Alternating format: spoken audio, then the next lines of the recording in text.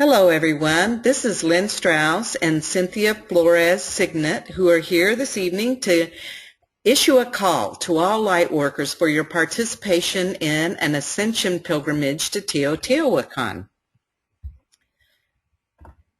We are operating in different countries, and I'm going to let Cynthia take it from here to kind of explain what we're dealing with before we move on, so you can kind of understand how this is going to go. Cynthia, say hello and tell everybody what's up.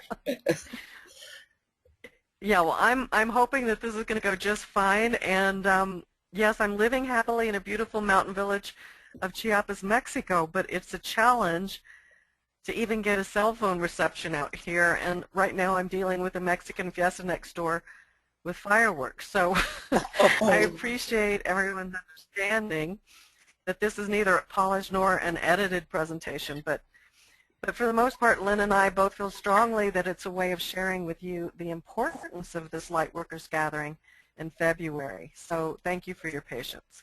Yes, and Cynthia, just tell them about the milk carton or whatever it is. I have this vision of your internet being set up in a milk carton. It's actually a water bottle. Oh, my router is set up in a water bottle that has been placed outside to connect to the nearest house that has reception. So this is what we're dealing with, Lynn. Oh, okay. Well, in the midst of that, we have some poor reception occasionally, a little bit of feedback from Cynthia, and we're just asking that you guys be gentle with us. We're going to try to control that as much as possible, but we're neither one of us technological experts either, so there's a lot of challenges here. But hopefully we can impart the information. But we are very excited about this journey, which we're calling Ascension, Mastering the Shift of the Ages to Teotihuacan and Tula, coming up in February 11th through the 20th, which is what you're seeing on your slide right now. Yes, that's only 3 weeks away. And we're going to spend, we hope, just about a half an hour explaining to you a little bit, first of all, about us, and then about what's inspired this journey and what we're going to be covering. So I think that with that, and I'm going to have to kind of guide Cynthia through the slides because unfortunately she can't see them. So as I move through them, I'm going to be telling her we're moving to the next one. So Cynthia, we're moving to slide number 3. Okay. Okay. And now I'm in the U.S. All right. So basically, these are the things we want to discuss tonight. We're going to introduce ourselves for a lot of people Cynthia knows don't know me, and vice versa. So we're just going to give a little bit of background of each of us so you can kind of make the decision up front whether you even want to have anything to do with us. Secondly, we'll go into the background of the journey. Who should participate? Because I know a lot of people are probably thinking, is this a call to me or not? And hopefully we can give a little bit of guidance on that. We're going to talk about this timing, and yes, we do know that it's very short timing, but we do have some feedback on that and why that's the case, why we're going to Teotihuacan, and then specifics about the journey and what you need to do if you do want to join us, which we're so hoping you will. So we're moving to the next slide, which basically begins our discussion of who we are, and we're going to begin this part with Cynthia talking a little bit about herself. And there's a lovely picture of her actually in Teotihuacan right there. Okay, Lynn. Well, I'm glad to have the opportunity to introduce myself very briefly to those who don't know me. And I think it's really important for you to have a sense of who I am and who Lynn is, and why we feel that this time is important to bring our teachings together and co-create this amazing Lightworkers journey. And we'll be talking about that later. But first, back to me. As far back as I can recall, I felt out of place, like I was born on the wrong planet by mistake, and I'm sure a lot of you have felt the same. And it took me probably my first few years as a child just to navigate my way through a culture that was great at conceptualizing and theorizing, but I felt it lacked integration of a life that I really considered living. And there were major things that were missing. So I have always had a strong desire to know instead of just believe what others fed me as the truth. So very early I knew that I'd have to move through a lot of historical distortions and misinformation to get what I consider genuine, authentic. Um, the truth is vibratory. That's what I teach. That's what I believe. And there is a lot of dread that we have to sift through, especially in these days now, to try to find the original truth for ourselves. So off I went to find what for me was a more authentic way of living life and an understanding of why I was here and what I was to do with my life. So that led me in search of those who held the truth for me, and that led me to the doorstep of the wisdom keepers. Who are the wisdom keepers? There are very few left on this earth, I believe. They are the holders of knowledge, of a knowledge that have been in their lineage for thousands of years. And to me, they are living, breathing records. They're holders of the original teachings originating from one ancient source, if we go far back enough. And I have lived and I experienced a more integrated and authentic lifestyle through my apprenticeship and just living with them. I learned, they taught me through time all that I felt that I was missing from my life. And it was actualized knowledge. It became an everyday spirituality, and that was my greatest gift. And because they taught me how to integrate knowledge, they taught me how to integrate the teachings that I now hold to be the truth through direct experience. And these teachings were earth-honoring. They were heart-centered teachings that remind us that we are all connected within this universal web of existence. So we need to create what I call right relationship, not only with each other, but with nature, with the cosmos, our interplanetary brothers and sisters, and the unseen world as well as the seen. So from all of that, I guess what I'm saying is we cannot give in service anything that we have not first experienced for ourselves. So I experienced all of that for myself. And out of doing that, I never had the ambition of being a teacher. It was just a byproduct of my tenacity in searching for the truth of my own existence. So for the past 15 years or so, my life has been dedicated to sharing these teachings that I received, ancient wisdom and ceremonies, and all that I received and learned to those who were also in search of more authentic ways of living their life. I was actually asked to share what I had, and that's how it began, and that's what I have been doing ever since. And then secondarily to my own experience, I've been spending a lot of time researching ancient civilizations, sacred texts, and mystery school traditions. And from that, I realized that all of this information and instruction and knowledge was very much the same as what I had already learned from the indigenous wisdom keepers. So I thought it was incredible that all of this has come really from one ancient source. Similarities in the teachings of indigenous wisdom keepers of ancient cultures exist because I believe that all of these teachings originated from the same place. They're direct descendants of the humanity that came before us.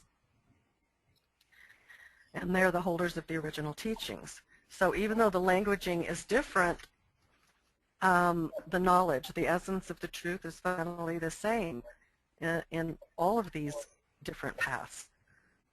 And the beauty of it that there are so many paths that can lead to the one source. So that's what I founded. That is what I meant by ancient wisdom teachings. I founded that over 11 years ago.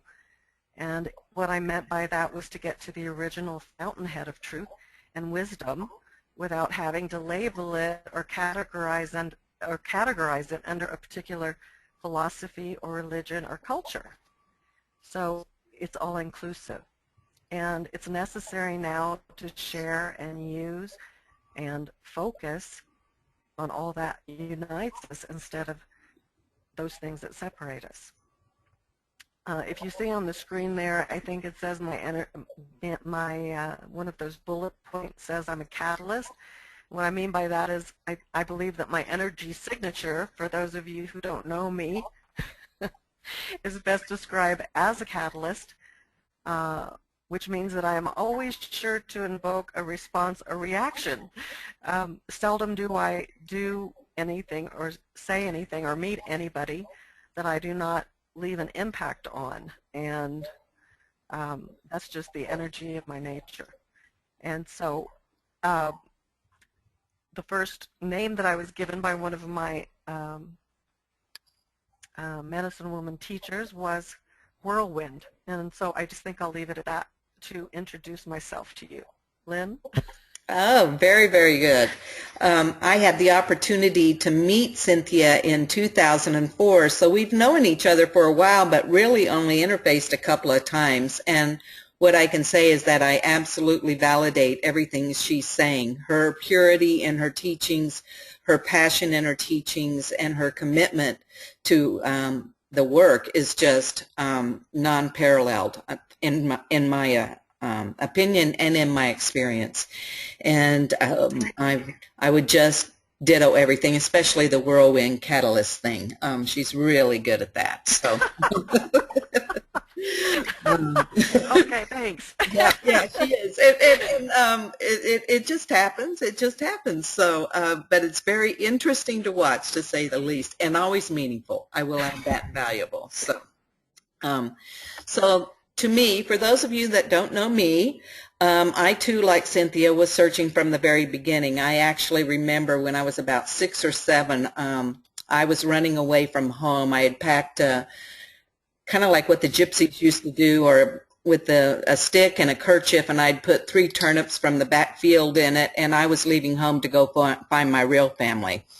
And not saying, not saying these people were not loving in my family, but I just knew I was not from there or from Earth. And my grandfather stopped me as I was going off the front porch, and he had pulled up and asked me where I was going. And if it wouldn't have been for him talking to me about, and I don't even remember what he said, my staying, I don't know where I would have wound up at. But yes, I was leaving. And so I've always been looking for my home. And I knew at that very early age that I also was here for a very specific reason. I can recall my aunt and my mother discussing in a car one day, my aunt being very devout Catholic and my mother Lutheran. My aunt was explaining to my mother that this period in time was a very important period in time, and that this was when things were going to shift and change. And I'm probably 5 or 6 sitting in the back seat, and I'm like, yeah, I know, thinking this to myself and looking up into the stars. We were driving, and I'm like, yeah, I know, that's why I'm here. Didn't know what that meant. But from then on, what I can remember is the seeking that was occurring for me. Now, my seeking, unlike Cynthia, was not through the indigenous cultures, although my grandmother was a Cherokee medicine woman. At the same time, she was also a Pentecostal minister. And this was back in the 60s, which is very unusual. But so I had that, and then on my mother's side, my dad's side, the typical Western religion. And I was going to every church you could find at the age 6 or 7 years old looking for God, and would go there and leave and say, he's not here, and this isn't where he's at. So I had my own belief and understanding of where he was, and was unable to find him.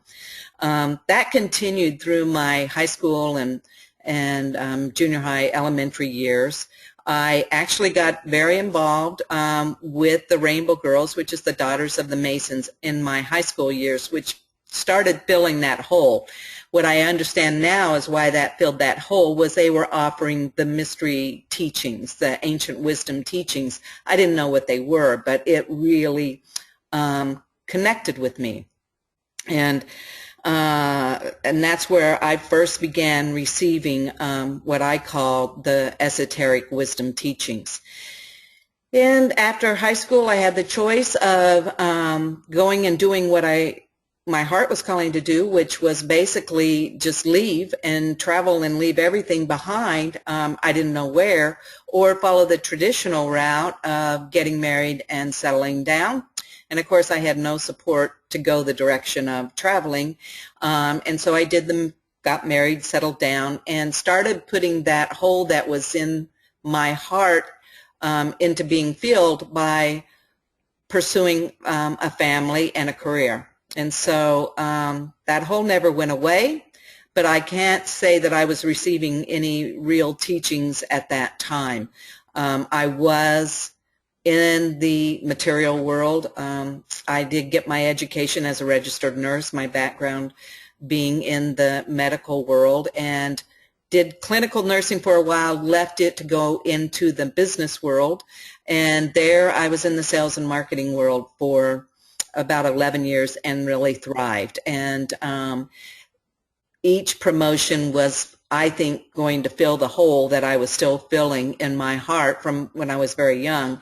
More money, more things, more everything, and it never did. And it wasn't until I was about 30, right around 31, 32 years old, that I realized it wasn't going to happen through there. And through a series of events, I found out about what most people would probably call the spirituality path.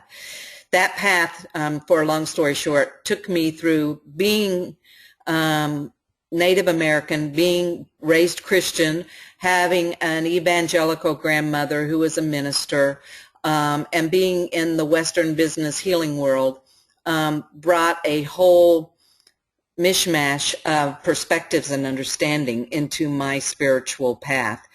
I wound up studying with an Ojibwa shaman who was one of my first really strong, focused teachers, and studied with her for about 4 years.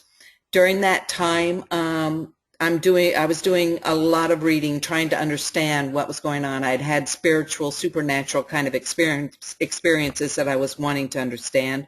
So I was reading everything that I could to help give me understanding, in conjunction with being schooled by her in the Native American path. And as a result of my studies and some more supernatural experiences, I came across the teachings of Enoch through the book of Enoch, the Book of Knowledge by Dr. J.J. Hurtak. And that's really when my awakening went to a whole different level regarding the wisdom teachings.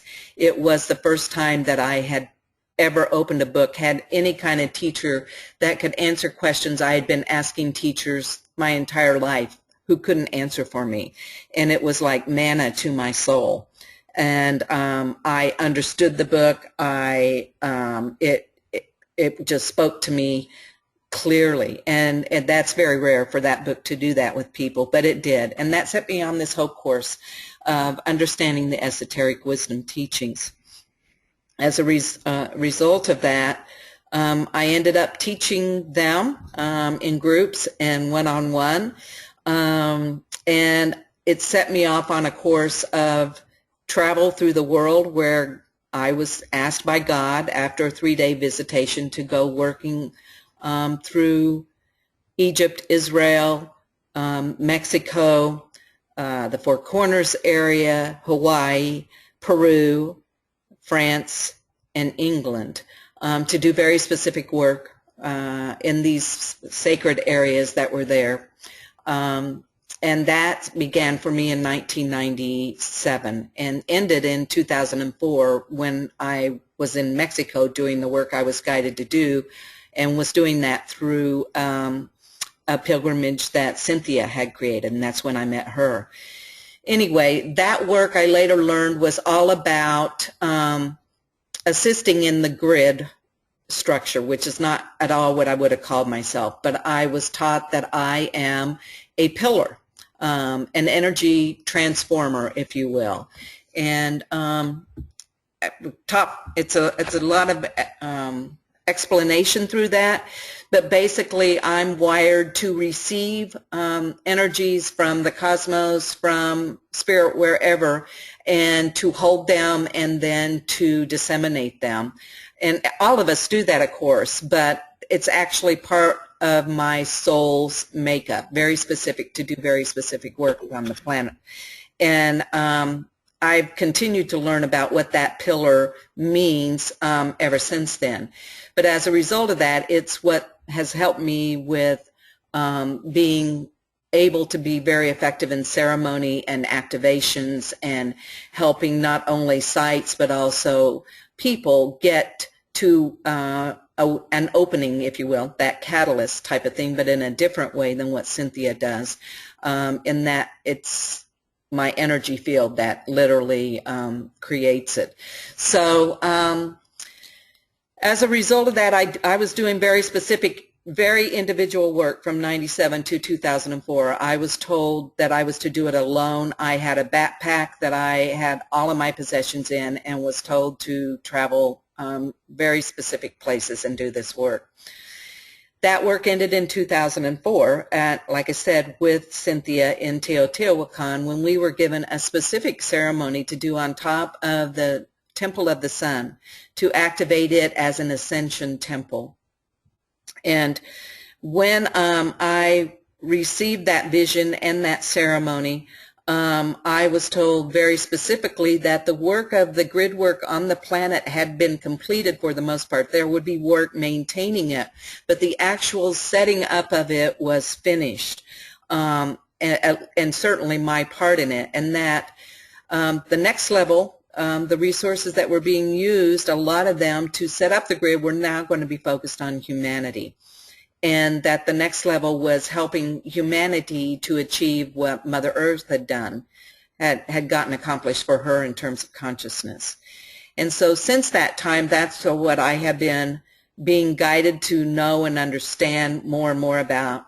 And it's very exciting work. It's working with each individual soul and helping them to understand where they're at and what the possibilities are for us as souls and children of God.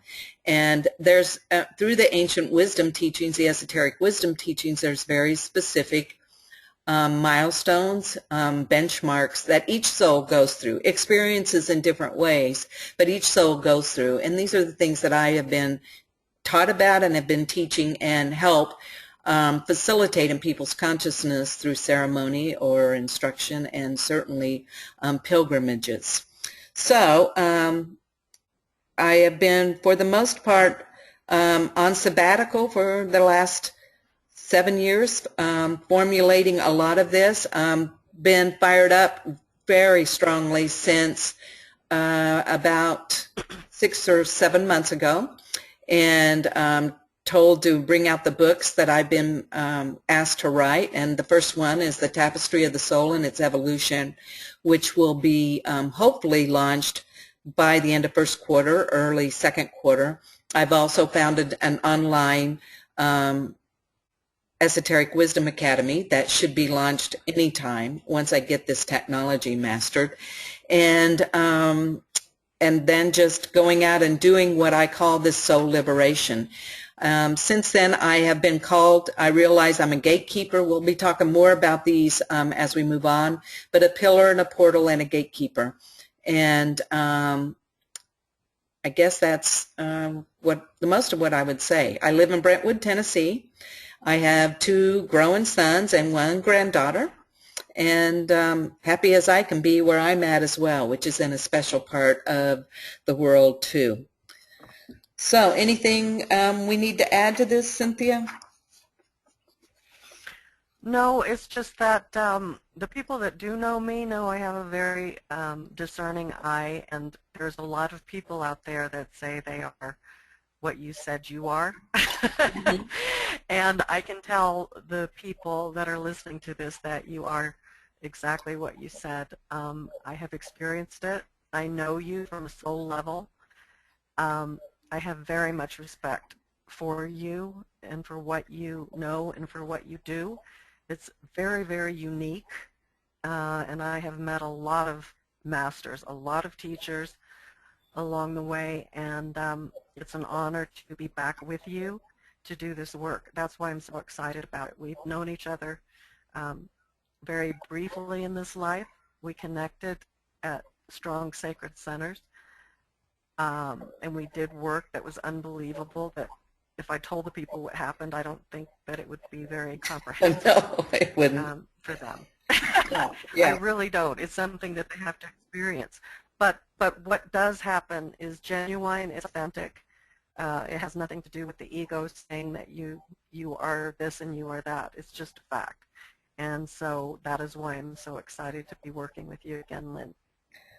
Well, and we instantly recognized each other. My invitation to join Cynthia, I had not gone to Mexico yet in my itinerary list, and I knew I was needing to go there, and out of the blue, of course, which was very supernatural, I received this invitation to join her at a gathering, and I'm like, and I wasn't supposed to be going in groups, but I knew this time I was to do this with a group.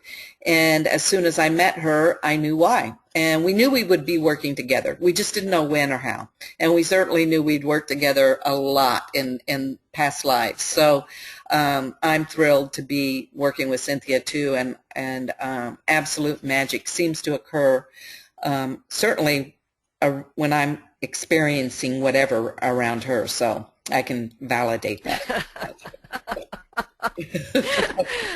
Yeah. So we don't know. So this is part of what we haven't said. We're going to give you some background of the journey, but first we have to let you know that it's very much unknown. It's still in the planning stages. So, but we're going to give you what we know. So first, going forward, we want to talk a little bit about why now, and why we're calling it the shift of the ages, because wasn't that supposed to happen on December 21st, 2012? And a lot of people have actually kind of given up on this whole shift of the ages since nothing seemed to happen on that magic date. But the bottom line is, what I have been able to discern and have been taught on the inner planes is that 2012 was the starting point of shifting into this whole different level of consciousness that is undefined, and it's in process. It's all part of that ascension process that we have heard for so long about. And certainly as humans, we don't know or understand what that looks like or feels like. We're taught different things, and everybody's taught a little bit differently, which I believe is because our souls are all so very different. And we receive things in the way that it's most appropriate for our soul and its growth. So, and I was one of those originally, you know, after about 5 or 6 months after 2012, I'm going, okay, what's going on? And I finally sat down and asked, and, you know, basically I was told, and that we are to start moving more aggressively into assisting humanity through this very exciting time. Now, is it going to happen in waves of ascension or waves of rapture if you come from the Western religious traditions? I don't know. What I'm learning, though, what I seem to be seeing, it is an individual by individual process. And our gift as light workers is to help others experience each piece of or each part of the growth as it goes along, as we experience it. So I want to spend just a minute talking about how we know that, you know, now's the time. There's all types of convergence of prophecy and signs. We know this. If you're paying any attention to what's going on in the outside world, prophecy, especially in the Western tradition, is being fulfilled right, left, backwards, and forwards.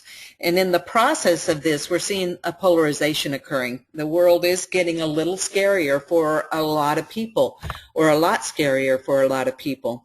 And this is all part of that process, too, to help everybody be able to get to that state of the divine within.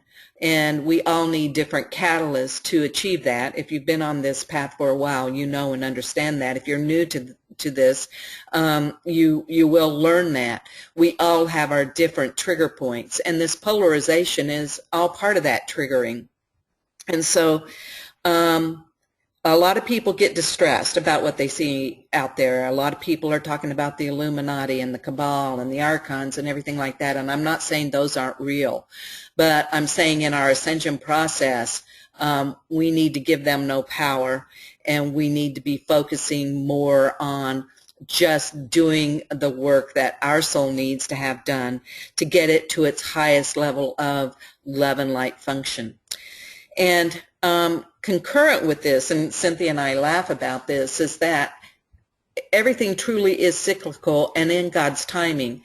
And his timing is what I have learned, at least for me, what I call JIT timing. And for those of you that have been in the business world, you're probably familiar with this Japanese term from years ago, which was developed around inventory processes, where we went from having massive warehouses of storing inventory because that was the only way we could get inventory, to a streamlined process called just-in-time inventory. Well, I've learned that God has just-in-time timing too. And he lets us know when things are necessary, just when they become necessary, and we can either heed the call or we can ignore it. There's, you know, that's the other thing. He doesn't say you have to do this. He can gently guide and suggest. But this just in time happens literally just in time. Now, I will add that I can procrastinate, and so, you know, maybe there were some signals, but until I get a clear message of which direction to go, I don't usually do anything. I gather more information along the line. So in December, it became very clear that we were to take this next step. And Cynthia and I then said, okay, let's do it. We know it has to be done fairly immediately because we see this year as a huge year for some reason.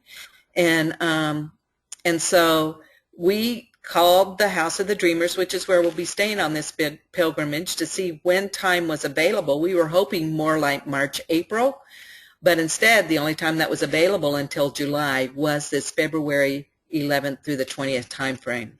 So that's why the time is so near, but we're saying it's God's fault. It's just in time timing, and now you're experiencing what he did with us in this regard.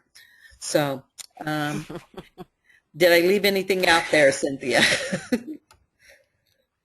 No, I agree with what you're saying. What I want to bring up a little bit more is that the polarization that's occurring, of course the chasm is getting wider and wider, but what I see is that many light workers are falling away during this time. What I see are two things. One thing is, and we're going to talk about that later on as well, but one thing is I see them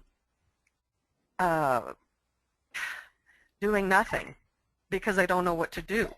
They kind of are saying, I don't know what to do, so I'm going to do nothing, and they go about their business and feel a lack of power in a sense. And I think it's really important for people to know that, because they might have been feeling a lot of frustration, a lot of inertia, and this is not the time for that.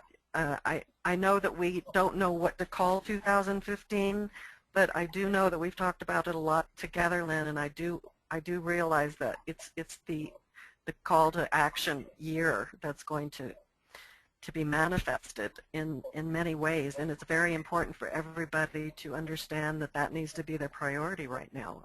I'm not trying to push them, I'm trying to remind them, because I think when we talk in this way, that is going to be pushing buttons in certain people, that they're going to feel that call.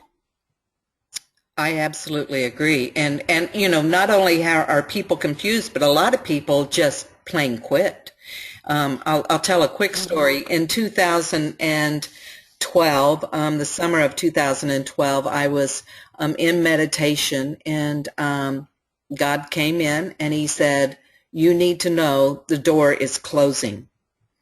And I'm like, what? What do you mean the door is closing? The door is closing to what? And I was at that time, I was definitely in this place of, what's my next thing I'm supposed to be doing? Where am I to be? What am I to do? Should I be writing my book? Should I be getting this online academy up? But not feeling the energy at all to do any of that. and knew, you know, I said, am I supposed to be writing this book? No. What I mean, the door is closing, and that a lot of us, he wanted me to raise the flag to let folks know they weren't getting the job done. And I think the inertia was already starting to wane at that time. And he gave me a lot of, again, signs that I then shared with a lot of people, and my students and everyone are very aware of that. And I raised the alarm, and that we were failing at the task. Now, not failing in terms of this whole ascension thing happening, but failing individual by individual in terms of being able to be the most that we could be in whatever this new world winds up being. Is really how I've interpreted it. And that, you know, planet Earth, she's in great shape. It's the humans that are now receiving all the attention and need to be focused on. So I totally agree. And, you know, I think people are starting to feel possibly this energy coming through, that something's ramping up, something's happening, and getting excited, but it's still a lot of people aren't quite sure what they're to be doing. And that's what we're going to be talking about regarding this journey, and the clarity we've gotten around that on what we need to do as individuals, but what we also need to do as light workers, helping to facilitate this process. So yeah, we really are living in the most remarkable times of all ages. And it is a time of great promise, but it's also a time of great responsibility. And I'm not saying that to, you know, I mean, I think this year is going to be a very joyous, lighter year than any of the years previous to now, because there's been a lot of work that has had to be done. But so I'm not trying to make it a heavy sentence on anyone. I just think it's time to start moving again. I totally agree. I totally agree. And why it's time to start moving, I mean, like I said, all these signs have been occurring, and they all lead to what I term cosmic convergence, as other people term as well. It's actually got a definition in the Wikipedia, I believe is where I found it.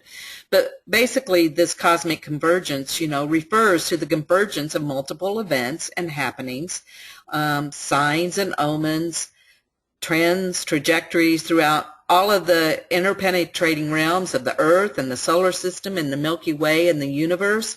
And we're getting these signs and omens, events and happenings all the time. They're regularly occurring now. And the reason they're occurring is because we are really literally going through this transformation period, this shift from one epoch to another. And they're just, these events are building one upon the other, upon the other, upon the other. And what we are all beginning to understand, and even those that are unawakened are beginning to understand, that life is changing. Its current form of what we know and understand, actually, I don't think anybody can say what's normal for life anymore. And you know, like in the 50s, you watch the TV shows and every day was the same, and they, you know, yes, I'm sure they had their drama, but not like the changes that are going on now. We can't decide, we don't know if we have a future tomorrow in terms of 3D material world, and the average person's beginning to question that as well. And so the thing too, and this goes back to us talking about people being confused and losing momentum and possibly motivation, is that this whole event has been coming in fits and starts, and that's by design again as well, because the energy has to the reality has to catch up with the energy. The reality has to catch up with the energy. We get the energy, then reality has to catch up, and that creates the fits and starts. And for those of us that are sensitive, we receive the energy and we get excited. We know something's going on. The rest of the world's going, what are you talking about? And then, right? And then, you know, 5 years later, we're saying, yeah, that's what I told you 5 years ago. They're recognizing it. Well, now it's happening much more quickly because that spiral's getting tighter and tighter in terms of the timing. And people are, even though they may still not understand us if they're not working on their own spiritual path and growth, they're coming to those places faster. Don't you agree? Absolutely, absolutely. And I think that that is bringing in to focus what we've been talking about all along, is that we have to stay in the flow of change, because that's the only thing that's going to remain constant. And the more we open ourselves to this new frequency and to the understanding of it, the better off we're going to be. The confusion is going to lie mainly in the people who don't understand what's going on and who cannot contain that frequency. And for those who have been preparing themselves, so to speak, all along to live more in the present moment, that is what we're required to do, is to live in the present moment consciousness, because there is nothing that we can hold on to of the past, because it's crumbling before our eyes, and the future hasn't been built yet. So that's where we find ourselves. We're the people of the in-between time. Absolutely, the time between time. Exciting place to be, but again, if you don't understand it, it very much is confusing and scary. Quite frankly, scary. And so as the light workers, again, what we want to do is shine light on it. Hey, this is okay. This is expected. Let me give you my understanding of it to help bring people up. And there's not enough of us doing that, I don't think, in this time. So, and very quickly, Cynthia and I just wanted to go over some of these signs, and this is for more of the newer people. Those of you that have been around for a while are already recognizing these things on your own.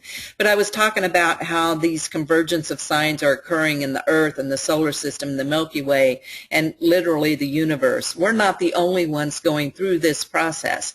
It is an entire creation story, if you will, that is ascending. And we're kind of at the end of that whole cycle. But those signs are throughout everything that we see. And a lot of people can look at these signs and say, oh, these are scary. But again, if you recognize them for what they are, they bring such understanding and hopefulness and validation of the time that we're in. So, some of the Earth events, we've had the extreme weather. I'm not going to belabor those. Strange skies, earthquakes, wildlife, beachings, bizarre behavior, massive death. Charged particles coming to the planet. We've been being bombarded by charged particles from the cosmos and the sun and everything else. We've been witnessing the solar events and the galactic events, comets upon comets upon comets, volcanoes, earthquakes happening all the time, tsunamis, we all know, the sinkholes, the strange lights, the blood red waters, all the rumors of wars, just unbelievable rumors of wars. And of course, the very strange stuff like the zombie thing that's going on, where people are literally freaking out and trying to eat other people. Bizarre, strange things. Well, I'm sorry. I'm not quite familiar with that one, but that's okay. We don't have to go into it. No, I mean, Google it. It's not on the mainstream news, but there's people all around the world just doing very strange, acting like zombies.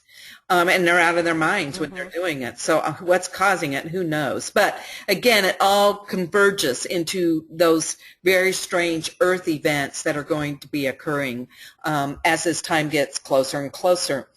Then we've had the solar events. Anybody who's watched the sun, it's been doing bizarre things, massive and frequent solar flares, literally Earth-sized tornadoes, which they're saying they've never seen before coming off of the sun, which he's going through his own process of ascension, and he's doing his work as a conduit, as part of that energy network to send charged particles to us to help condition the platform, if you will, so that we can receive the highest level of energies that it's hoping that we'll receive.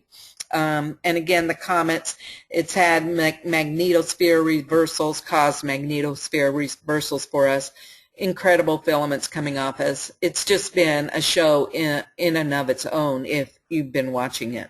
And again, we're told that there will be signs in the sun and the sky. So another very important part of the cosmic convergence.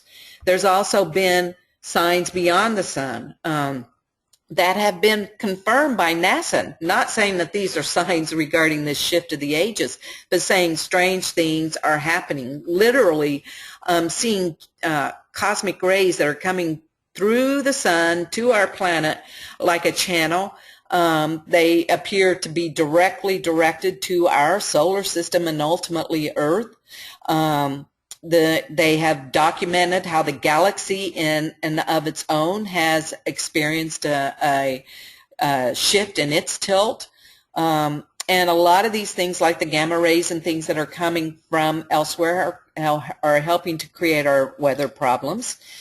And what I have been told was that all of this was started on or around February 28, 1998, when these higher frequencies started coming to our planet by divine design, all for the purpose of this shift of the ages, which is exciting. And what does that mean? We've been receiving charged particles of higher light, of higher power, or what Enoch calls codes, I call codes, that are being delivered to us, again, in fits and starts, to help prepare us. Now, as light workers, if we're conscious or unconscious, but we have definitely devoted ourselves to doing the work of light, that's been part of our process, receiving these codes. A lot of people call it downloading. But we're receiving codes above and beyond what even we recognize as downloading in terms of these charged particles that are coming from the higher realms and through our physical system. So let me see if I can get this slide to advance. Can I just add something there, Lynn? Yes, please.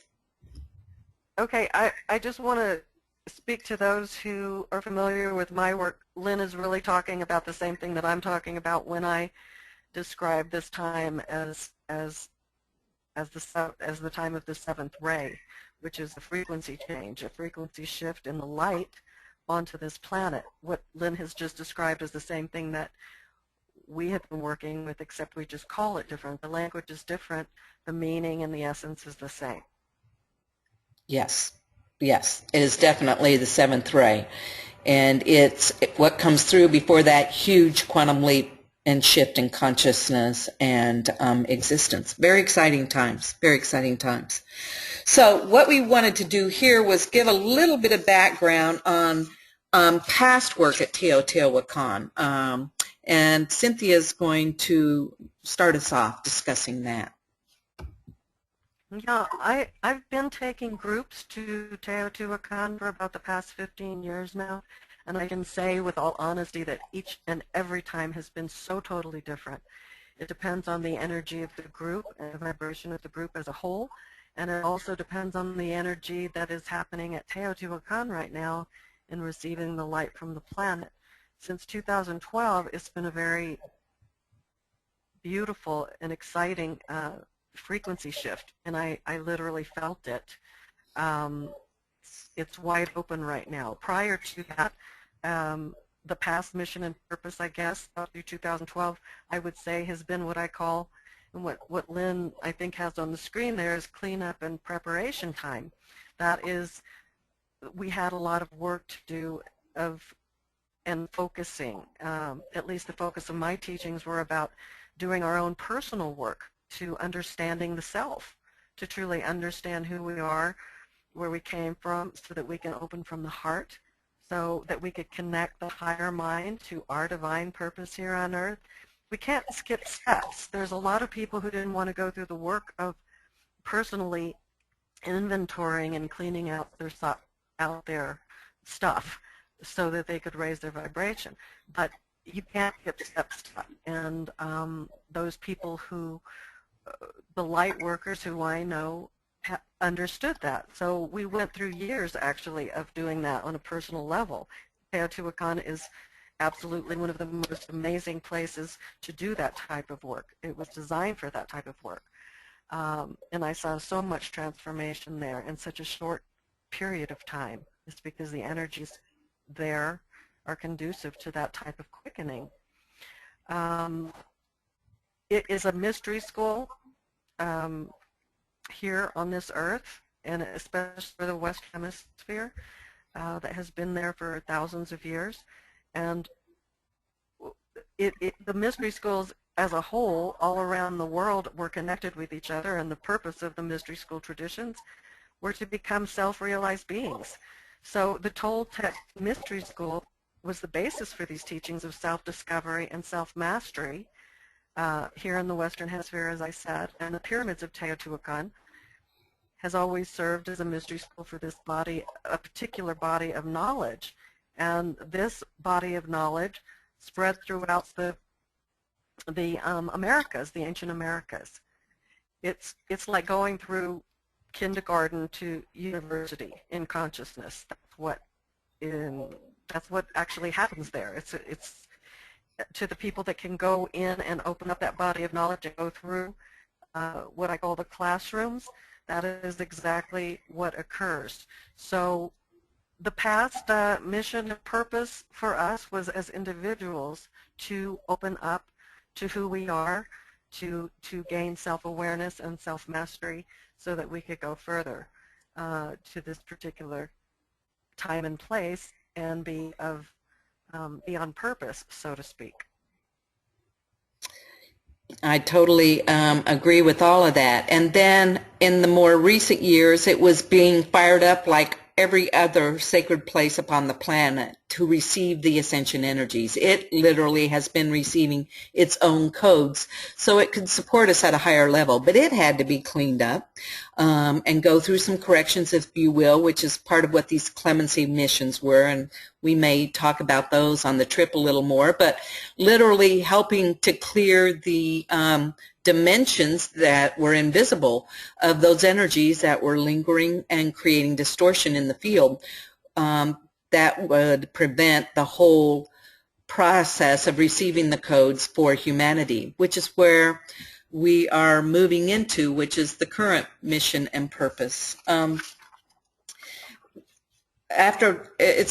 not saying that there's not going to be the personal ascension initiations and activations, because quite frankly, and Cynthia, I don't know I can't speak for you here, but I think we're always going to continue to be doing the cleaning up and moving to that next higher level. And so yeah, absolutely. I think that we still have our human condition to deal with as long as we're here on this earth, but I think we're going towards it because of the frequency of light. I think we have the opportunity to move much more rapidly forward in helping humanity as well. I totally agree. And those initiations, for those that are more awakened, we receive new initiations.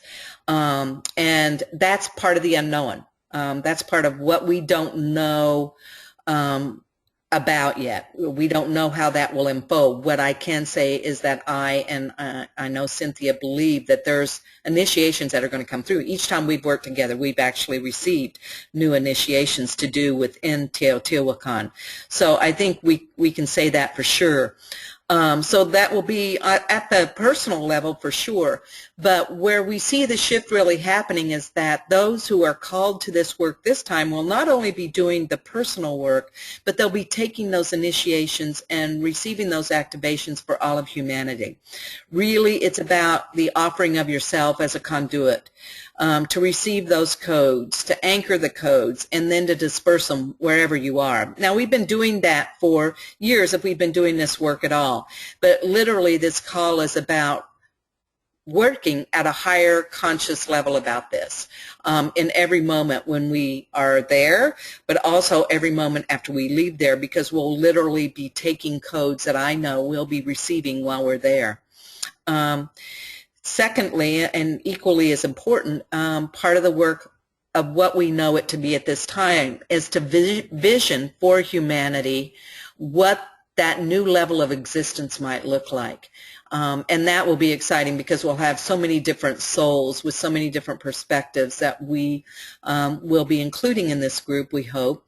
And we're going to be literally clearing the field, if you will, for dreaming that new world and allowing humanity in general to dream. And we see that happening in little pockets and bits and pieces out in the world, but this is about expanding that, making it larger, helping to create a stronger platform for that dreaming to be built upon. And then go ahead. I'm sorry, Lynn. I was just going to say that's a very important thing for people to realize is that we've come to the point where we understand that we're creators, but we don't know what we want to create. Yeah. And it's really important right now to get on task with that, because what we are creating with our thoughts and with our actions is going to be manifesting into this different time space for not only us but for the people that follow us. It's a very, very important task ahead of us. Yes, yes, and very exciting. And the thing is, guys, what I see is this is just going to happen so gently through this journey. And you know, lots of times these personal initiations and activations can be very what do I want to say? What's the word, Cynthia? Jarring. By design and by whatever that soul needs. But again, what I'm feeling around this is just such loving, supportive, just a joyful energy with it. It's unlike. Well, and I want to add to that. I want to add to that because to me, this being a Lightworkers gathering of souls that are there for the same intention and with the same love, it's not only exhilarating for me, but it is so heart-opening because we have been alone for so long on our own missions, on our own paths, and now is the time for, no matter how private a person you are, I don't really like being in groups. I'm usually by myself until I am with my groups, but the fact is that we have to gather together now because our lights are so much stronger together, and not only because our work can be done in a much higher way, but because we feed each other. That's where we learn from each other on many, many subtle levels. And so that's the happiness that I feel about bringing all of us together again. Yes, I totally agree. Very, very well said. And lastly, we'll be doing gateway work. It's not, you know, the Stargates all need a support. So we don't know how that may manifest, but we know that we'll be doing whatever work needs to be done to keep the connections connected. So basically what the call boils down to is, first of all, we want to reiterate it's an unknown approach. Oftentimes we don't know when we go to these places. I didn't know when I went to all those places what I was going to be doing when I went there, and God told me I wouldn't know, that I would know when I got there. That's how I operate. It may not be how others have operated around the world, but I know it's how I operate, and I know that's how I operated when Cynthia and I were together before. We didn't have a clue. We just knew we needed to show up and be there. Right. Well, I that is how I have worked, especially over the last 2 years or so. I cannot put together a teaching. I cannot work from any notes. And I believe that's not, I think that's responsible in the way that we have come to the point where we are open to this higher knowing, and we are connected so strongly, and we have faith in that connection, that we aren't coming from our minds in any way, shape, or form. We do have an agenda, and that agenda might change in 1 minute, and we know when it's a higher agenda than what we are trying to put together ourselves.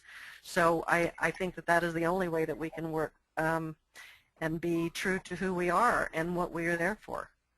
I agree. Well, and that's part of that being a co-creator. I mean, it's literally being left up to us in a lot of ways to see what we create. It is our creation, and so it's very liberating. It's also, if you're used to being a planner and being able to see a fair way down the road, it's a little disconcerting. But what we can say is, again, we know it will be magical.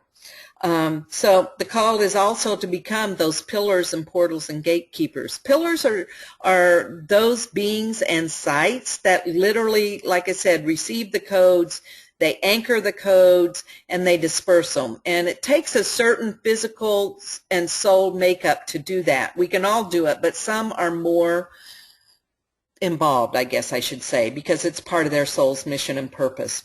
The call also is to become those portals where others can come to and receive or see or experience an opening in some way. Literally, you're becoming a stargate. You're showing them the wide magnificence of creation and the possibilities.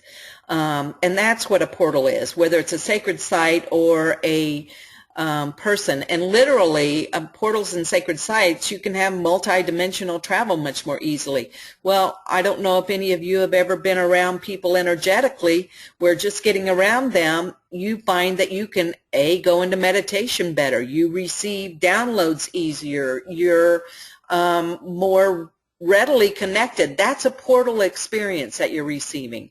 What's the difference between a portal and a pillar is a pillar basically lots of times doesn't even know what they're holding and carrying or doing. And the portals are literally like opening the door into a wormhole, if you will, in some way, whether it's a consciousness aha or literally helping them to open a third eye or helping them to open the crown chakra and receive. Portals can do that, or they can literally be a place where you can travel elsewhere. And to be gatekeepers, meaning being connected into that grid and being part of that stargate, and so that wherever you go, you have that energy of that gateway, which Teotihuacan is a huge gateway, a huge stargate, and take it to the rest of the planet, and you're making every stargate and Teotihuacan stronger by doing that work. So it's all about helping to facilitate personal and human ascension. Anything you want to add, Cynthia? Are you there? No, very well said. It's just that, can you hear me? Yeah, I was afraid you weren't there. So, no, hear you great. Okay, I'm here. I'm here. No, no, you said that very well. The languaging, of course, is different, and when you were talking, I'm of course not looking at the screen, but when you were talking about the pillars, as far as the people that it can be a sacred site or a person that opens the way for others to be able to go into that dimensional door, through that dimensional door, very much the same as the Nagual. As the Nagual, in terms of Teotihuacan, those were the master teachers who took the students, not one at a time, but actually in partidos, in groups. And through the Nagual's intent, all of this was able to occur, to shift into another level of being. And that's very much what the Naguals did. And those Naguals are still there. There's modern day Naguals, but there's also those ancient masters who I know are still there anchoring a particular dimension of Teotihuacan so that we can more readily go through those doors. I can say that because I've been going there for 15 years and I know that. Yes, absolutely. And that's part of, guess what? Their soul's work. That's what they do, you know? So we are very grateful for them being there because they make it easier for us as those portals and pillars and gatekeepers. So we wanted to go a little bit more into why Teotihuacan compared to other places upon the planet. And this is new awareness that I've received over the past 10 years. I didn't realize that I have been working with energy from Orion. Now I know in the Illuminati cabal, whatever, David Icke, whomever, they'll say the bad guys came from Orion. I imagine there's some planet in Orion they were on, operate from, maybe a solar system, they're all over. But basically, you know, what the ancient esoteric wisdom teaches us is that Orion is the throne of our local creation. We have to go through that gateway to get into the higher realms. It is a universal stargate, and the mystics knew this. It's clearly shown in their art, if they were artists, that they knew that, had been through it, and we are just now getting the proof that shows us that they knew it, that their art actually mirrors what we're learning in science as a result of the Hubble telescope. So it's not only that the mystics knew, Enoch teaches about the importance of Orion, and clearly the indigenous knew, which I will be showing you a few slides in a minute that will give you clarity around that. But basically, we've been talking about these codes, these creation codes, where they come from to us, from the great central sun, which is where the throne of the God for this creation story resides, according to a lot of indigenous cultures and even the mystical ones. They come through Orion. Those codes literally come to us through Orion, and specifically the Orion Nebula. And so it's amazing. There's so much I will be showing you that will blow your mind about what science is revealing about the magic of this constellation that has been in front of our eyes for as long as humanity's been around and didn't have a clue, with the exception of a few who knew the importance of it. Enoch tells us this is, as do many what I would call New Age teachers, and maybe some of the other cultures. I don't know so much about Buddhism and others, but it's the place where the ascended masters operate from. It's their headquarters. Not saying they're not in the Pleiades or Arcturus or other places, but literally Orion's belt is known as the ascended masters' headquarters. They function and operate from there. What science is showing us is that literally the Orion Nebula is the star nursery of our galaxy. And what the it's the photos of the Hubble telescope with someone who knows how to work with software to reveal the layers of what exists within the Orion Nebula. They have found the Eye of Horus. They have found the star tetrahedron. Actually, they found many eyes, but what I call the Eye of Horus. They know that stars are created there. And that is why many of these sacred sites have mirrored in their pyramid setup, their pyramidal structures, the Orion constellation. And particularly it starts with Egypt. We all know, because of Hancock and Bauval's discoveries, that Egypt is aligned with the Orion's belt, but they're not the only ones. What a lot of people don't know is there are many other great pyramidal structures that are aligned with Orion, and you have to ask why. The indigenous people, whoever built these, knew these were stargates and set them up on our planet for very specific work, as like Cynthia was saying, mystery school teachings, places to go for activations and initiations, where the energy comes onto the planet in a much more powerful way, and how man and the gods, if you will, worked to create a place where that connection, which is so very hard for any of us to achieve, is much more readily accomplished and facilitated as a result of these very specific geometric structures, which are star tetrahedrons, when you know the energetic structures behind them, that are positioned on the planet to mirror the Orion's belt. You want to talk a little bit about that, Cynthia, or you just want to chime in as we move along? The next slide's Teotihuacan and Orion, and that's where we're at. No, I think that you've given a great summary. The only thing that I want to point out between, to me, especially for this year, I mean, the two places that there's so many sacred sites on this earth, yes, but the two places that keep coming up for me is Teotihuacan and Egypt, because they're built on the same model. And there are differences, but the similarities are not just coincidental, and they have to come from the same architectural model, so they are very strongly related, both of them, both of those sites, to Orion's belt and what you're talking about. Yes, and the thing that makes them special, why I think Teotihuacan and Egypt are critical for those that are being called to this work, is they are the only two places I'm aware of on the planet where one can go to receive all 7 of the basic initiations in one. Now Egypt, it's a little more difficult. You got to go down the Nile from Abydos up to Heliopolis. But Teotihuacan, it's literally all in one place. I mean, there's pyramids all over Mexico, but none of them offer the opportunity of, the first initiation, the second initiation, the third initiation, all in one place. They may be like a heart energy pyramid or a third eye pyramid or a base chakra. Or of masculine polarity or a feminine polarity or of many, many things, but you're right.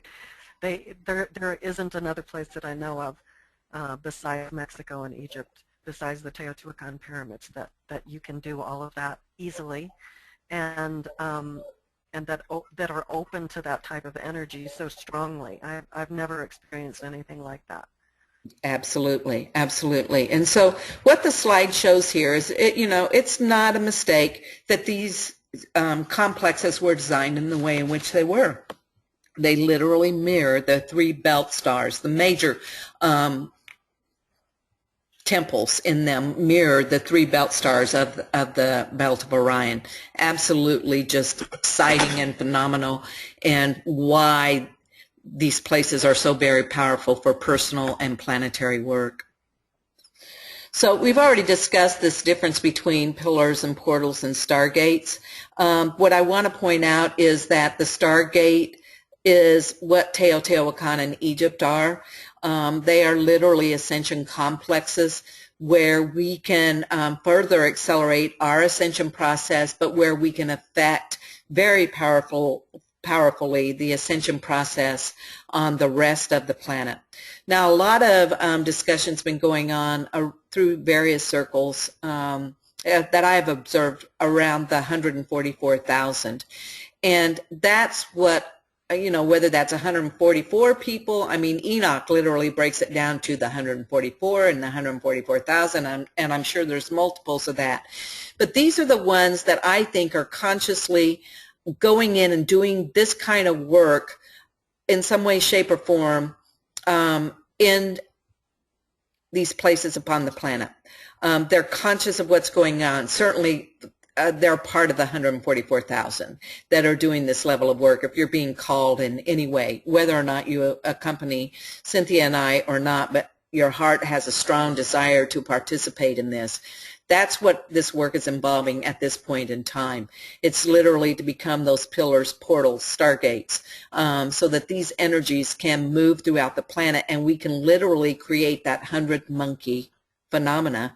And I'm not calling humans monkeys, but for all of those of you that know the 100th monkey phenomenon, so that, literally all of a sudden we all know how to wash our fruit and to eat it. There's not a human that I know who doesn't want a better life, no matter how dark they may seem. They're dark because they have had no light, and they're seeking it, but they don't even know how to seek it. So our opportunity is to work through these structures as one of these 3 or as all 3 of them, or recognizing the value of these complexes as a pillar and a portal and a stargate, and putting our energy in there and our consciousness and saying, okay, God, do with me what you will to help make this a stronger bond between you and humanity. Anything to add? Okay, good. No. All right.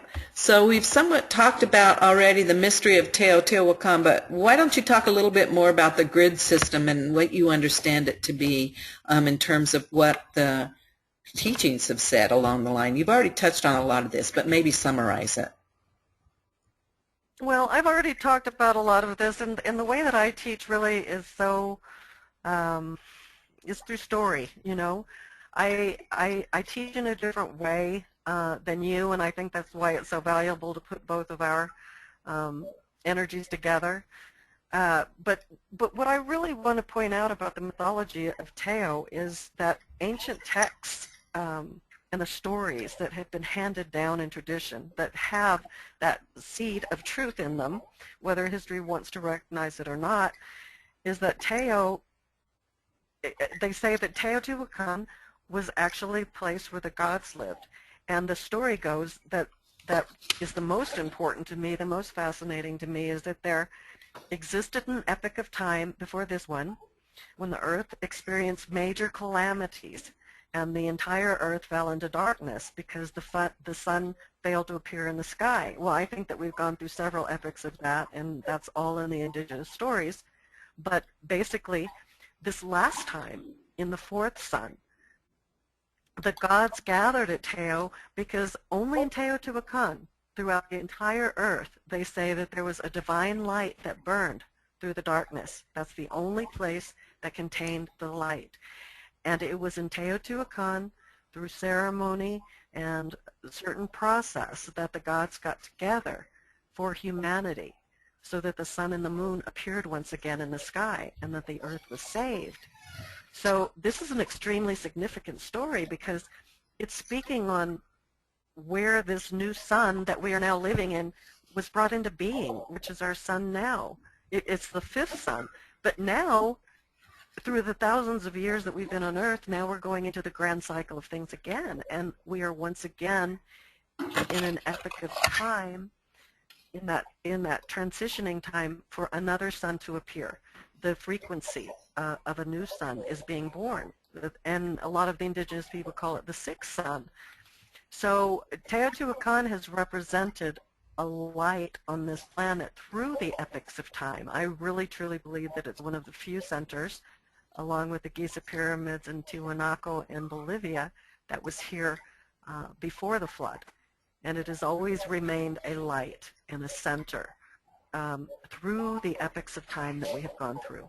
And through this last epoch of time that is going to be a transitional, not only a transitional shift, but the shift of the ages, I think that Teo is extremely important for that reason. I totally agree. Are you there, Lynn? Yep, I totally agree. Okay. And it needed to be said. I mean, you do carry the story of Teotihuacan, and a lot of people throughout the world aren't aware of its importance. It's one of those, everybody's aware of Egypt, but not very many people know about Teotihuacan. So, and the magic that it holds.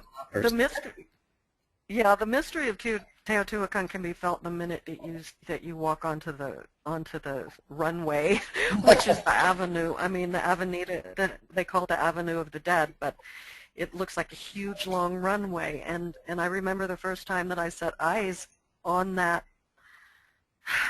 site, I started crying. I have never done that, never. I have gone all over the world, all over the planet to sacred sites, and I have felt very strongly about several of them, but never did I have that reaction to a place. It's a totally heart-opening essence, and it is extremely old. And I'd really like to kind of go into the mystery school of Teotihuacan, because that is what a lot of the Toltec teachers throughout the ages have been teaching, that mystery school tradition. And it was set up as, all of the mystery schools were set up in certain centers of the earth. And as I said before, the main purpose was to bring the initiate through a series of instructions and initiations until they reach the highest awareness of a self-realized soul, a point from human consciousness into divine consciousness. And that is really what Teotihuacan has always been about for me. That's why I've been going back for the past 15 years. And during the first part of our journey, I think, unless Spirit has other plans for us, what we will be doing is going through the mystery school there, the way that it has been done in the past, before we go on to another level, to another octave of work there, because I think it's really important. I just want to explain that in the work that I give through that mystery school, we're going to be going through two traditions or bodies of wisdom that are part of that ancient mystery school tradition there. And one is called the Law of the Center Teachings. And the Law of the Center Teachings focuses on the heart as the place of union. If you happen to be on the page where the the flower is, the Yes. four-petal flower of Teo? Okay, that symbol right there is called the, well, I've asked people before, all they ever say is that it's called the flower of Teo, but that represents the law of the center teachings, and I'm going to be going into that more with all of you as we go through the process in the classrooms that are actually set up at Teotihuacan. The other body of wisdom is the alchemy, is the alchemical process that happens when polar opposites unite. And it's symbolized by the fusion there. It is symbolized actually by the fusion of fire and water. And it's called burning water, which is the agua vital, or the water of life. And the steps that the initiate goes through is called the blossoming war. And that's where the spiritual warriorship training came from. That's where spiritual warriorship word came from. But that it has nothing to do with fighting the adversaries outside of ourselves. That was misinterpreted totally. It has to do with the struggle of dealing with our dual nature to get to the level of fusing polarities to master our inner unity. And that is what the teachings of Quetzalcoatl, the beautiful plumed serpent of light, taught, that human greatness evolves out of a higher spiritual order, or a fusion of matter with spirit. That is what Teotihuacan is about. That is what the earth energy fusing with the cosmic energy is about. The human becoming conscious man, or the divine human. And that is what the energies of Teotihuacan contains, and that is what we are going to be experiencing for ourselves. So I'm really excited about this. Absolutely, absolutely. It's becoming that hue man, the divine man, which again, all of the teachings are trying to guide us towards. So thank you so much. That was, you did that very quickly and very easily and very thoroughly. So I'm impressed. Okay, so we want to talk for a few minutes, if you haven't already figured it out, about who should attend, who would best benefit doing this work, and how would the work best benefit based on the people that attend. And so we made a list here. First and foremost, all of us are light workers. If you're listening to this recording, you're a light worker already, so you don't need to ask yourself that. We'll tell you you are. It is an invitation to all teachers, guides, and leaders. My experience with Cynthia, and certainly in my classes, if there's other teachers there, I want their input. If there's other leaders there, I want their input, and I cultivate them if they're to the level of their comfort and their guidance. And so we want you to know that if you do have your own work that you do and you lead or guide others in some way, shape, or form, please attend if this is speaking to you and calling you as well, because we certainly have envisioned that too. Next, we want to include all those who are experienced on the path. For those that have already been doing this kind of work for years, like we said, we're always continuing that work, but you will help anchor it for humanity at a level unlike someone who's brand new to this work is going to be able to do. But that's not leaving out those who are new on the path and are being called to this work. What I have witnessed, and I know Cynthia agrees with this and she might want to speak to this, is that people are moving so much more quickly than when I began, or even 5 years ago. It's amazing how once they wake up and they decide that they want to move forward, that they're just boom, boom, boom, boom, going through things. So if you're new on the path, I mean, Cynthia and I are talking about 15, 20, 30 years of treading this path, you're no less viable, no less important for this journey if your heart is calling you to participate. We talked about the 144,000. If you know or think you're one of the 144,000, you are certainly invited. All grid workers, all those who know themselves to be pillars, portals, or gatekeepers absolutely need your conscious engagement. We'll certainly be teaching more about this to those that don't know and understand it, because by the time everybody leaves, you're going to be one of these, if not all of them. in a conscious way. So cover everything. Do you have anything else to add to that, Cynthia? No, I agree with that, but I also want to just say that it really has to do with where your heart is, you know. Mm. And I have seen the most amazing, incredible young people coming out of, I don't know where they're coming from, but they hold so much, they hold so much natural wisdom and knowledge that all they are wanting is someone to just say, point the way, you know. It's just like they're waking up so strongly, and I'm just amazed by these younger people, and I'm talking about, you know, even teenagers and even younger children. But for here, for this time, and for what we're doing, I invite all of the beautiful young souls who know that there is also something else out there that they came for, to come, because to have mentors around you that can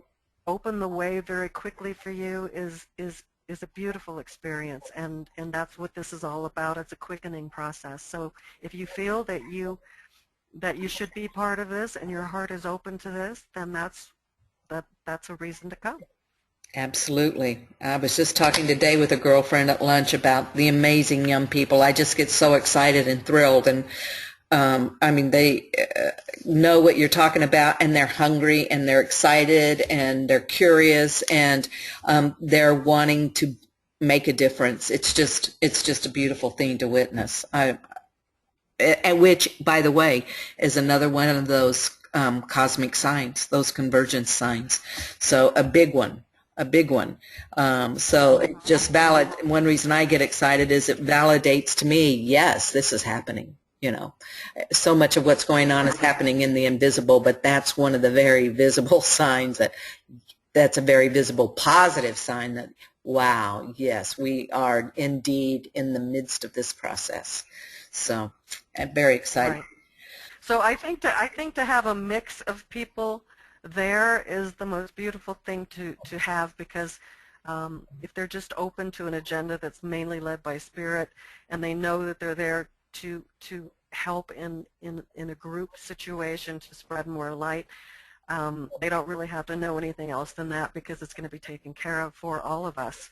And as I said before, the beauty and the magic comes from coming together in unison with an open heart and an intent, a strong intent. So that's basically all I can say about who should come.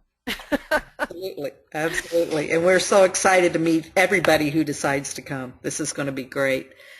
Okay, so now we wanted to take just a few minutes to talk about why Tula is included and what is Tula. And to lead us off in that part of this discussion, Cynthia is going to tell us a little bit about it from her perspective. Well, I've actually only gone there once, and I was amazed that site is not more well known than it is, and that it isn't given more attention than it has been, because you know, this is another one of those, I don't know why, but you know, I can tell you things, but that's not really going to clarify anything for me, because it's the feeling that I got from that place. There are over 15 feet tall statues. It's the same feeling that I get when I see the statues in Easter Island and other places located around the earth that have those type of that type of ancient symbolism that is in the form of statues like that. I mean, it's very rare. I haven't seen anything like that in the Western Hemisphere. And they call them the Atlantes or the Atlanteans. And the only thing that I can tell you historically about Tula is that it is a very important site, because it was developed by the priest kings from Teotihuacan when Teotihuacan was kind of falling into disarray. The priest kings that held the pure knowledge, that wanted to continue the teachings in the purest way possible, decided to move, and they created a capital that was called Tolan. And this capital of Tolan has now been linked to the place called Tula. And after going to that place, it's like a wasteland, but the energy there is so mysterious and holds so many secrets that I think are on the subtle levels, that just going to that site, Lynn, I can't wait for you to see it, because the information is just there waiting. And that's why I feel that it is an important link for us as a group to go there during this important time in 2015. I think we have work to do for that site, and I think the site has work to give to us as well. Absolutely, absolutely. And Tula has actually been a place that I wanted to go when I went into Mexico City before. We just never had it in the schedule, and I didn't make it over there. And it's in the middle of a really populated area, isn't it? Or close to a very populated area?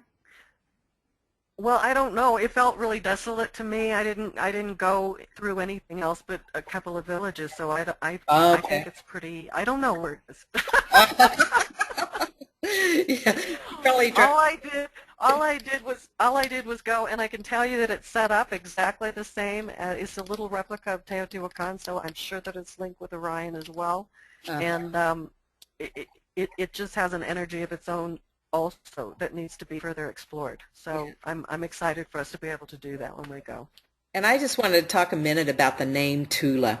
I took that name for my school, Tula, it's an acronym for the Universal Light Life Academy.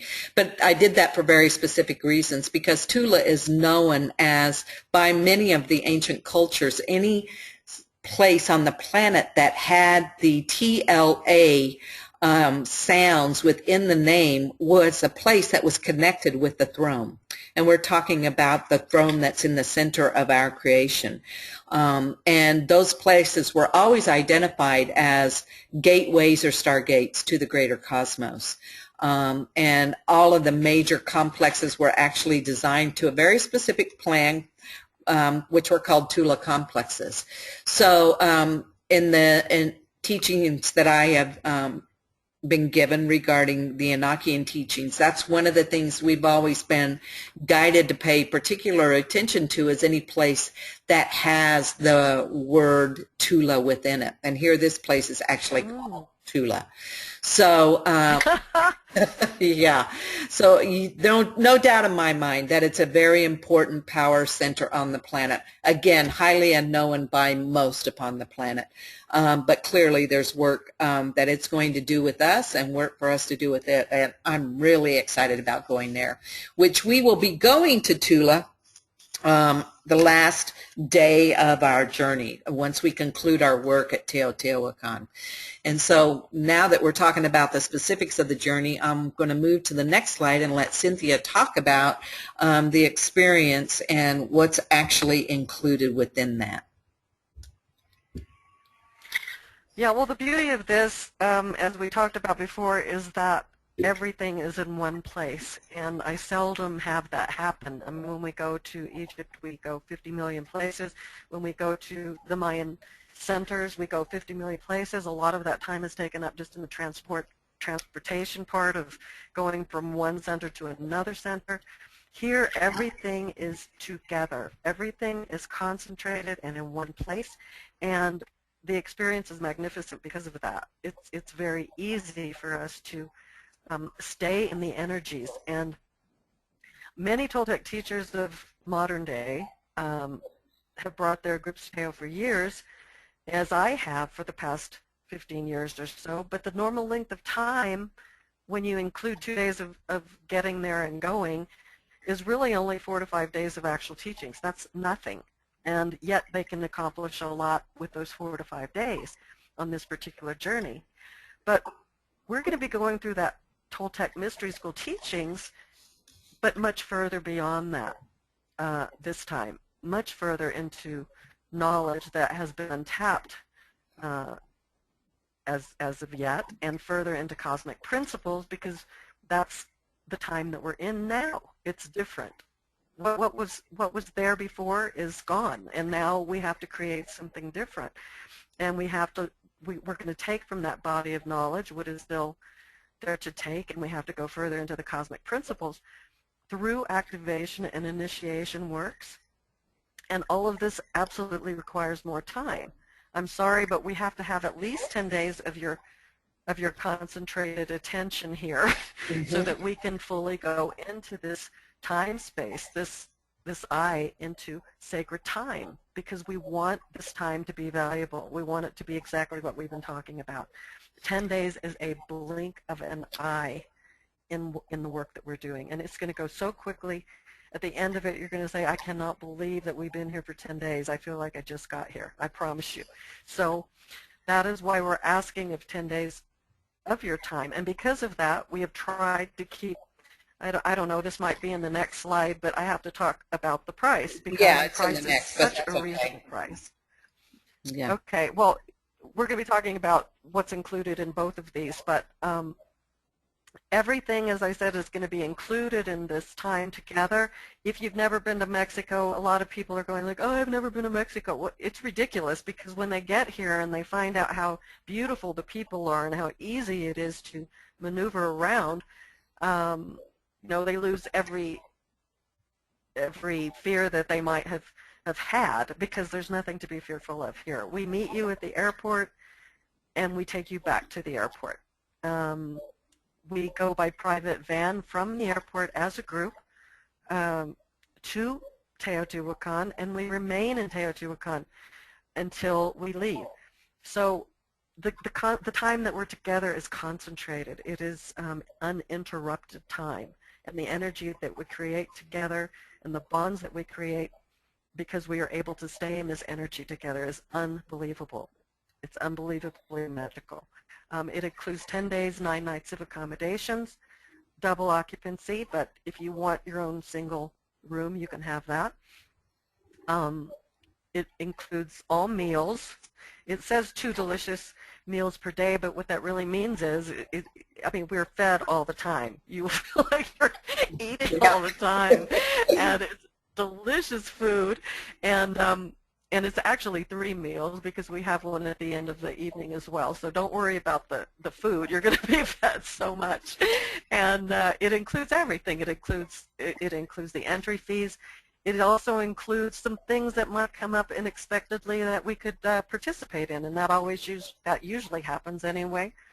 So the only thing that you have to take care of is your round-trip airfare into Mexico City. And nowadays there's so many carriers. If you need any advice about that, I would be more than glad to give it to you. There are some carriers that are more Mexican carriers, or they're not on the kayak or any of those larger search engine sites that are very good airlines. So it's a relatively very inexpensive and direct round-trip flight that you can take. Great.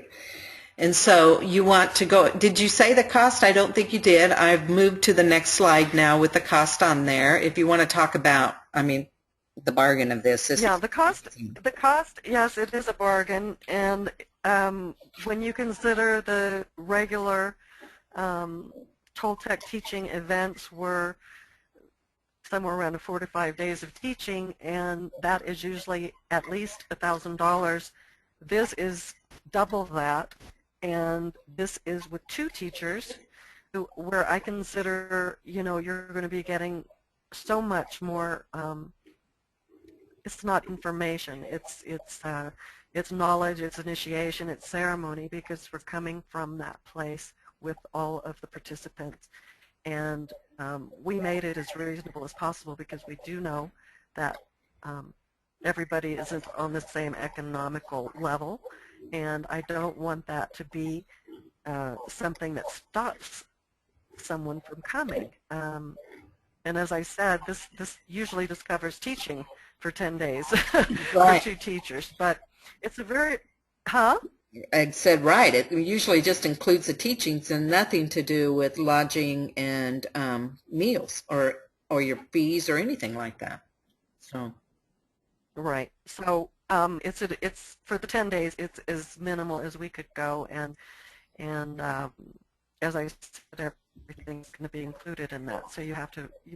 The only thing that you have to worry about is that we are staying in a center that has so many beautiful artists. Toltecs were always artists, artists of the spirit, but also artists of beautiful crafts. So the only money that you have to bring is for the treasures that you want to take home. Yeah. Yeah. And they truly are treasures. You can't find them anywhere else that I've experienced. I mean, Right. there's so many Right. things there. And the prices are, you can spend a lot comparatively to something else you can buy for, it's almost like pennies. That's amazing. So you'll be able to do shopping if that's something you enjoy as well. So, and so the House of Dreamers, why don't you talk about that? Yeah, the House of the Dreamers, Casa de Sueños, is a very unique place. I wish that I had one of those places everywhere that I go when I take groups to sacred sites, because the House of the Dreamers have I think even Lynn was with me when we first went to go see that before it was even built. It was not. All that was available to. Yeah, all that was available to the Toltec teachers before was a hotel, and the problem with the hotel is that there are different energies going on at the hotel that are not conducive to the work that the Toltec groups are doing. So we have the ability to be in a private space, a totally private space, a secure space. It's a tranquil space, and it's one that holds the energy of pyramids because it's literally built in the shadow of the pyramids, and actually the entire Teotihuacan complex encompasses the House of the Dreamers. So the energies there are so beautiful, and the air that you have is so strong, and it's conducive to the teachings. In other words, we never get out of the energy. Nothing separates us from the energy that we are creating together. So it's a very magical place, and there's no worries there. The rooms are beautiful. The people there are like family. I can't say enough about it. One of the reasons that people want to go back is because of the House of the Dreamers. Yes, yes. It's precious. There's no other word for it. It's absolutely precious. And again, a lot of people are afraid to go to Mexico, and then when they go there, they think, well, if we're going somewhere like Teotihuacan, will we have modern toilets and running water? Can I drink the water? And what am I going to do regarding those things? And those, again, are not things that you will need to worry about at all at the Casa de los Sueños. It is just, no, not at all. It's totally just precious, part of the whole magical process. So we're getting ready to wind up, but what we need to do is talk to you about what the next steps are if you are interested. And once again, Cynthia is going to guide us through that. She's basically going to oversee the whole administrative piece of this because she's done it so many times, and she's much better than me. So I'm going to let her talk to that. So. Yeah, it's really easy. All you really need to do is fill out the registration form, which you can find on my website. Is the website on there, Lynn? Yes, it is. But the Ancient Wisdom Teachings, you can just go to her website and go to Journeys, or the actual link is right here on the slide, which we're going to be here for a minute, so I'll give you enough time to write it down. Mm-hmm. And also, just make a deposit of $250. Yes, Cynthia, it's a non-refundable. Cynthia, you're doing the echo thing. Yeah? Yeah. Okay. Okay. Can you hear me? Yes, that's better. Okay. You can make your deposit online, or if you're in the United States, you can make a deposit in my U.S. bank account. It doesn't matter, but you have the option of doing either. And then what I would suggest doing, since we don't have a lot of time, is making your flight arrangements. Right now there's still a lot of good fares going, and as I said, if you need some particular help with what airlines to choose from, I would be more than glad to help you. Please take your airline's arrival time no later than 3 o'clock. Your arrival time can be no later than 3 o'clock because it's still a process of getting you through customs and all of that on the 11th of February. And then coming back no earlier than 1 o'clock on February 20th so that we have time to get to the airport. But all of that actually is on the registration form and the terms of agreement, and all the details are listed on the website. But Lynn and I are both here. If you have any questions at all, we'd be more than glad to help you. Right. And let me, since we didn't put this up there, but you can have my email address, which is jlinn, J-L-I-N-N, 917 at gmail.com. And Cynthia's is Cynthia at ancientwisdomteachings.com. And I would be happy to help anyone as well, as much as I can to my ability. Some of these things she can probably work out faster. She used to be in the event planning industry, so she comes with an extra level of expertise here. Yeah, I always wondered why I had that duty to perform, and now I understand it was part of my spiritual work too. Yes, exactly. Let's see, and then, you do need a passport to travel to Mexico. So if you don't have one yet, you can still get them, but you need to get there and get them and ask for it to be expedited. And you should be able to get it in plenty of time, but you would need to do it quickly. Mm-hmm. And so lastly, we would like to invite you, if you're so led, to share this with others. So we totally trust you, if you're listening to this, to know who might be appropriate to go on this trip. This is not just going only to the ones that we know that we're sending it to. We know there are others out there that you may be the one who's to get them in touch with this information. So, anything else on all of that, Cynthia? No, I just want to say that the timing is perfect, and this year is, like I said, mentioned before, this year is the time to do, to be, but to be in group, and we do by being, to step into that light, and we need to step into that light with as many light workers as possible. I really feel that strongly, that this is going to be a year of manifestation of what we are thinking and what we are doing, and the worst thing that I think that we can do this year is not do, is to procrastinate, is to get into that role of doing nothing, because there's a lot that can be done this year, and it's a beautiful work. It's not hard work anymore, we've already gone through all of that, and now I want everybody to actually also feel that beauty and create that beauty, and that's what this is all about, this journey. So I hope that you are called. I hope that you can make it. And I really look forward to it and to being with you again, Lynn. Oh, the same here. And I ditto everything she said. And I also call you to help blaze this trail, to make that pathway widen for all, so that all of humanity can be liberated. Now's the time. And all of us are leaders in some way, and all of us probably at some time or other have called ourselves Wayshowers, and this is all part of that walk and all part of that talk, and it's an opportunity, I think, beyond anything we can even remotely imagine at this point. So, basically we're just saying, what are you waiting for? Join us. We're excited and anxiously awaiting to meet everybody that's going to be there, and we absolutely bless you for listening to this entire presentation. Want you to know that our love goes with you, whether or not you choose to accompany us.